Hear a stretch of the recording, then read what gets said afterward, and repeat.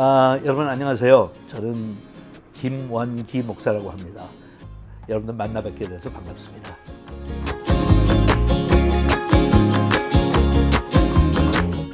목회를 하고 목회하는 시대에 따라서 다르고 형편에 따라 다른데, 한동안 대형교회를 굉장히 심하게 비판했던 분들이 있을 때 대형교회를 그렇게 비판만 하지 말고, 사실 비판하는 게 잘못된 거 아니다. 잘못된 게 많다, 대형교회.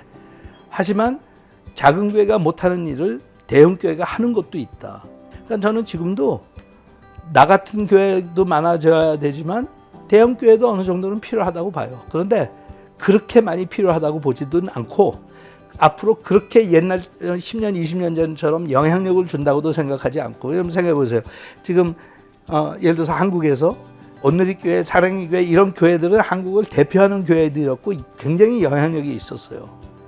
근데 그런 사이즈의 교회는 아직도 한국에 여러 개 있어요. 근데 그런 조명을 받는 교회는 없어요. 그게 무슨 뜻인가 하면 그 시대가 지나갔다는 거예요. 그래서 저는 대형 교회는 있으니까 그냥 계속 끌고 가고, 그리고 초대형 교회들이 여러분 성장한다는 얘기 들어왔어요. 그거 그쳤어요 다. 더 이상 성장은 안 해요. 그러면 남은 게 뭐냐? 보통 사람들, 보통 목사들. 근데 그 전에 우리가 가지고 있었던 생각으로는 가가지고 우선 건물부터 빌려야 되고, 교회를 시작하려면 교인들 끌어모아야 되고, 그 다음에 교회에서 하는 거 다 해야죠. 그걸 그렇게 하는 거는 다른 거를 본 적이 없어요. 그러니까 저는 이제 그런 면에서 보여는 주겠다는 거예요. 건물이 없으니까 재정이 필요 없다. 목사가 어느 정도 사례비만 받을 수 있으면 그다음부터는 거의 들어가는 게 없어요. 그러니까 훈련생들한테 그러거든요. 10의 1조는 시작이다, 시작. 나이 들어서 죽을 때쯤 되면 10의 4조, 5조 정도는 드려야지. 그게 내가 신학이 성장하는 거지. 매일 10의 1조만 드리고 있는 게 뭐냐. 저는 그렇게 믿는데, 그렇게 믿으면서 저는 또 그렇게 하면 하나님께서 나를 도와주시는 건 또 따로 있다. 절대로 따로 있지 그냥 손해만 보게는 하지 않으신다. 그렇게 가르치는 사람이었는데, 지난 10년 동안은 제가 교인들한테 헌금에 대한 얘기 안 해요. 기준은 계속 그렇게 가져라. 나이가 들수록 10의 2조, 3조 이거. 그 대신 로컬 처치에다 바치지 마라. 그 외에 선교나 다른 기관이나 그런데 넉넉하게 보내라. 지금 우리 교회 사이즈에서 우리는 그런 게 그렇게 필요하지 않다. 좀 획기적이죠. 응? 우리는 작은 거 가지고 충분히 살 수 있어. 무슨 10의 5조를 낸 사람은 10의 5조가 넉넉하고 나만 와서 돈이 있어서 낸 줄 아냐. 그건 아니야. 10의 5조까지 간 사람도 자기가 절제하는 거야. 사고 싶은 거 사지 않고, 좋은 거 비싼 거 살려다가 그냥 약간 싼 거 사고, 그렇게 하면서 10의 5조가 나가는 거니까, 교회에서 여러분 헌금 다 뜯어가면 그건 베풀 때가 돈이 없다 당신들이. 그러니까 말은 봉사하고 구제한다고 그러면서 그거 다 교회한테 맡기지 않냐. 우리 교회가 구제하니까. 근데 웬만한 교회가 구제를 뭘 하냐. 2%나 할까 말까? 그러면서 모든 교인들은 대리 만족하면서 헌금했으니까 구제한다고 한다. 근데 여러분 예산 보라고. 85%는 교인들을 위해서 씁니다.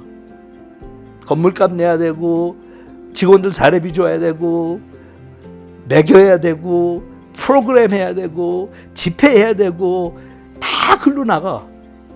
거기다가 선교하는 교회 한 10% 보내면 돈이 없어요.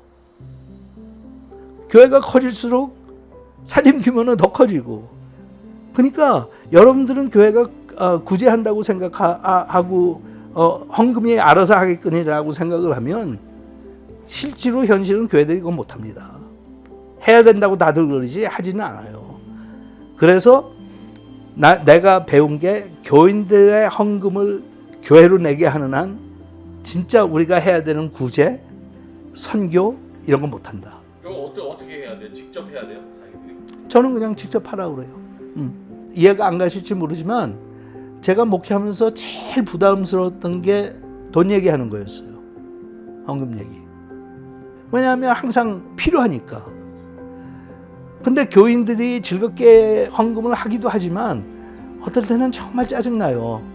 나 이게 돈 얘기 꼭 이렇게 해야 되나? 그럼 교인들은 기쁨으로 낸다고 하지만 사실은 그 중에 한 절반은 짜증나거든요. 매일 교회에다 헌금해야 되니까. 그런데 막상 사용 용도를 보면 다 자기들 위해 썼어. 그래서 이제 제가 이거를 어떻게 풀어주나 교인들을 그렇게 하려면 프로그램 줄이고 행사 줄이고 이래갖고 그런 것들 안 하면 그러면 예산이 남는다. 그런데 그것보다 더 좋은 거는 직접 주게 하자. 자기가 선교사 있으면 당신들이 그쪽 서포트 하십시오. 교회를 통해서 하는 거 그건 그냥 행정비만 들어가니까 그런 거 하지 말고 그래야 그쪽 선교사도 받을 때마다 그래도 인사라도 감사하다고 하고 이 소식을 전할 거 아니냐. 교회를 하려면 선교사들 매일 선교부들의 불평은 선교 보고 안 한다는 거다. 근데 아니 선교 보고 할 게 없다고. 당신 매일 일기 쓰라고 하면 일기 쓸 게 있더냐?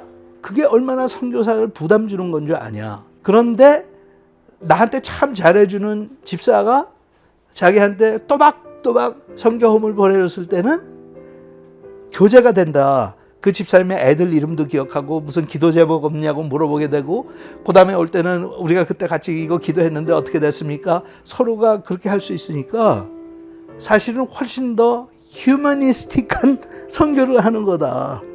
근데 교회에서 하면 선교부장 바뀔 때마다 새로운 사람 오고 새로운 사람 올 때마다 선교사는 그거 어떻게든지 피겨 아웃 해야 되고 이 사람은 어떤 사람인가? 그게 장애가 되지. 그러니까 교회가 그러면 왜 그걸 헌금으로 해가지고 보내고 직접 보내는 소리 안 하냐? 재정이 커야 교회가 잘 된다고 잘난 척하니까. 하나님의 나라에서 볼 때는 어차피 그 돈을 그렇게 쓰면 된 거 아니에요.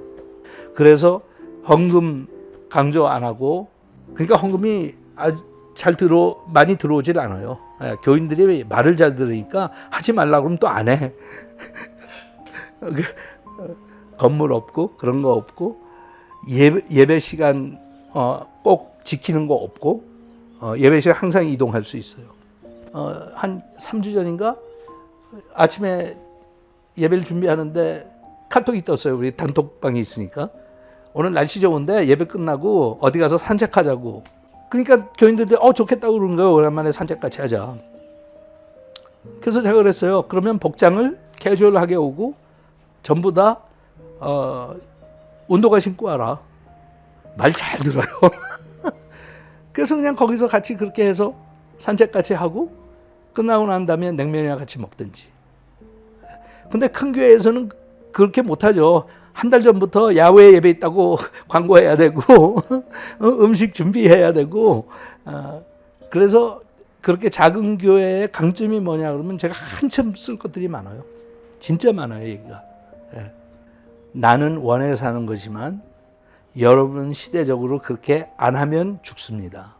새로 예수 믿는 사람들은 극히 드물고 열심히 교회를 다녔던 분들은 지금 다 리타이어 하든지 아니면 돌아가시고 교회는 작은 교회들이 무지무지하게 많이 있어요. 그냥 경제적으로 놓고 볼 때 그 교회들은 문 닫는다고 하면 뭐 교회가 문 닫는다고 뭐 또 표현이 안 좋다고 할지 모르지만 문 닫아요. 어차피 나는 문을 닫어. 작은 교회 20개가 있으면 앞으로 한 10년 사이에 제 생각에는 한 15개 문 닫습니다. 그러면 살아남는 게 어떤 교회냐. 내 주변에서는 한 5, 60명 모이던 30명 모이던 이런 교회들이 문 닫은 교회들이 꽤 많거든요. 왜냐하면 코비드 기간에 다 큰 교회로 가버렸어요. 그래갖고 쉬다가 대면 예배 한다 그러니까 안 나오는 거예요. 그러니까 어차피 글로 간다니까. 그러면 작은 교회는 다 그렇게 문 닫아야 되냐? 천만에. 작은 교회를 희망하는 사람들도 얼마든지 있어요. 담임 목사하고 인격적으로 교제하고 담임 목사하고 얘기도 많이 하고 대화도 어려운 일 있으면 그냥 당장 찾아가면 항상 담임 목사가 available 하고 그런 교회를 원하는 사람들이 얼마든지 있어요. 그런데 준비가 안 돼 있으면 그 사람들이 갈 때 이거를 어떻게 핸들해야 될지 모르고 그냥 여태까지 했던 중간 사이즈 정도 교회식으로 목사는 설교 준비하고 설교 열심히 하고 뭐 행사 만들고 이런 식으로 하면 그 사람들이 왜 가겠어요? 그런 거 할 거면 나는 차라리 큰 교회 가지. 최근에 뭐 10년, 20년, 30년 사이에 우리가 늘 얘기하는 게 관객으로 참여하는 교인들 천지잖아요. 예배만 딱 드리고 가고. 그게 무슨 교인이고 그게 무슨 교회야. 그건 미팅하는 거예요. 미팅하는 거. 예배라고 부르는 미팅에 참석한 거지. 근데 초대형 교회, 대형 교회는 이미 그걸로 갔어요. 그건 바꾸지도 못하고 어떻게 못해요. 그렇게 그냥 계속 가다가 나중에 이제 그것도 100년, 200년 지나면 어떻게 되겠지. 근데 나머지 사이즈의 교회들은 제가 볼 때는 앞으로 5년 안에 이게 자기네들의 체질이 바뀌지 않으면 그러면 그나마 체질을 바꾸고 준비된 작은 교회한테 뺏겨요. 지금 보면 50명, 60명만 모여도 다 월십팀 만들고 해가지고 큰 교회처럼 흉내내고 어쨌든 예배를 인도하는데 20명이 찬양하는데 악기가 베이스 기타에 주음까지 나오면 시끄럽기만 하지. 한 방에 20명 앉아있을 때 부르는 찬양과 70명 앉아있을 때 부르는 찬양은 똑같은 사람이 부르는데 훨씬 더 차이가 나고 70명이 모이면 모든 사람들이 크게 불러요. 왜냐하면 자기 소리가 잘 안 들리니까. 20명 모이면 내 소리가 툭툭 튀어나와서 잘 부르는 사람도 멋져갖고 안 불러요. 작은 교회를 갔는데 담임 목사가 기타를 치면서 찬양 인도하는 게 교인들의 마음을 얼마나 따뜻하게 해주는지 모른다. 큰 교회에서 담임 목사가 그런 거 봤냐. 매일 설교 시간에 내가 강단 앞에 나와가지고 설교하고 그 다음에 무슨 연예인처럼 사라지는데 교인들이 와서 나는 그렇다. 내가 그런 담임 목사 보면 참 정답다. 쉽냐? 쉽지 않지. 설교도 해야 되는데 그것까지 준비해야 돼? 쉽지 않지. 그런데 여태는 그게 안 됐지만 다 큰 교회 흉내 냈잖아. 그래서 나는 설교만 하려고 그러잖아. 교인 30명만 모였어도. 그러니까 담임 목사가 처음부터 같이 마이크 잡고 앉아서 기타 치면서 찬양 인도하다가 설교 때가 되면 기타 내려놓고 다시 올라가서 설교하고 마지막 마무리 찬송할 때는 또 내려와서 기타 들고. 그런데 이게 제가 착안한 게 아니라 지금 미국 교회 작은 교회의 흐름이 글로 가고 있어요. 이미 트렌드가 생겼어. 근데 한국 교회는 지금 그런 트렌드를 한국 사람들은 그렇게 하면 실패했다고 생각해. 이번 코비드 기간이 지나면서 새로운 텀이 하나 나왔어요. 코비드가 끝나고 돌아와서 보니까 많은 교인들이 떠나서 이제는 스몰 처치도 아니야. 미니 처치. 그게 현실이에요. 교회가 작아졌다고 비관하고 교회가 어떻게 하든지 성장해야 된다고 생각하고 그러지 말고 본인이 직접 코비드 기간에 기타를 배워서 서툰 실력으로 찬양을 인도하는 걸 볼 때 교인들이 무슨 생각을 할까? 어서 빨리 우리도 찬양 사역자 구해야 된다고 생각할까? 아니면 우리 목사님 참 좋다. 혼자 신경 많이 쓰는구나. 그러니까 교인들은 그게 그렇게 마음이 따뜻해지는 거예요. 그렇게 하는 사람들을 인터뷰하는데 보니까 그분들은 다 즐겁게 해. 어떤 분들은 그 사이에 경제적으로 도저히 교회만 의지할 수 없으니까 다른 직업 찾은 분들도 있고요. 근데 한국 분들이 그렇게 하면 한국 분들 목사님들은 실패했다고 생각해 자꾸. 창피하고 내가 다른 직업이나 있고 우버나 운전하고 이러고. 그분들은 그렇게 생각 안 해요. 작은 교회이기 때문에 마땅히 내가 교인들을 사랑하는 마음으로 내가 그렇게라도 생활비는 돼야지. 근데 물론 인터뷰니까 약간 과장도 들어가겠지만 정말 행복해요. 그럼 저는 보는 거예요. 똑같은 환경에서 왜 수많은 작은 교회를 하는 한국 목사들은 자꾸 기가 꺾이고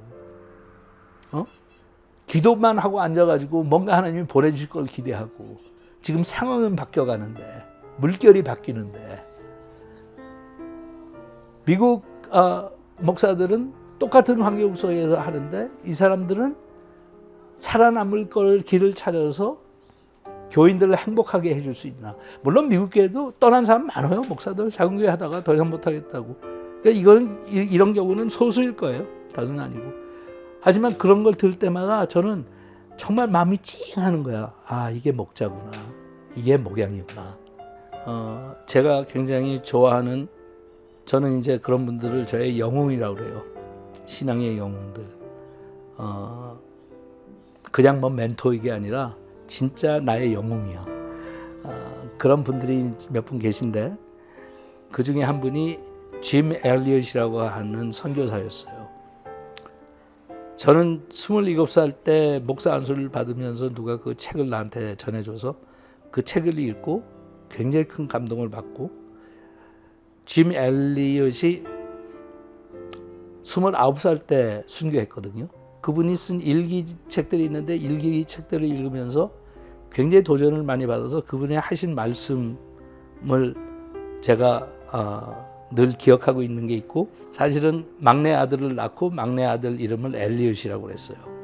더 가치 있는 것을 위해서 더 가치 없는 것을 포기하는 사람을 바보라고 하지 마라. It is no fool who gives what he cannot keep to keep what he cannot lose.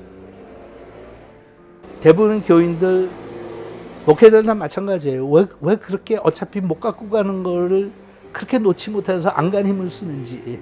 그 짐 엘리엇 선교사가 순교했을 때 미국 언론들이 그렇게 했어요. 너무 아까운 죽음이다. 이렇게 유망한 젊은 선교사가 왜 이렇게 죽어야만 했냐. 참 좋은 일꾼의 인생의 낭비다 그랬어요. 기사가. 나중에 짐 엘리엇이 죽고 난 다음에 그의 일기를 읽는데 지금 제가 여러분한테 드린 말씀이 17살 때 한 소리예요. 17살 때. 나 어리석다 울지 마. 나는 부모와 가족 다 뒤로 하고 선교지로 갔으니까. 결국은 내 목숨까지 잃었어.